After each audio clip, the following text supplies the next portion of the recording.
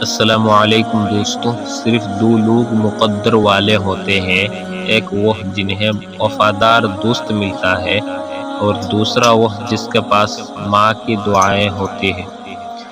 جب کوئی دوست تمہیں اپنا راز بتائے تو سمجھ لینا کہ وہ اپنی عزت تمہیں امانت دے رہا ہے، اس میں کبھی بھی خیانت مت کرنا۔ اگر کچھ سیکھنا ہے تو آنکھیں پڑھنا سیکھو، لفظوں کے مطلب تو ہزار نکلتے ہیں۔ رشتے جوڑنے کے لیے کبھی اندھا، کبھی گنگا، کبھی بہرا ہونا پڑتا ہے۔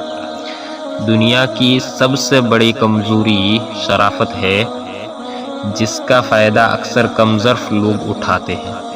صبح جلدی صرف 4 چیزیں اٹھاتی ہے: نماز، ماں، محبت اور مجبوریاں۔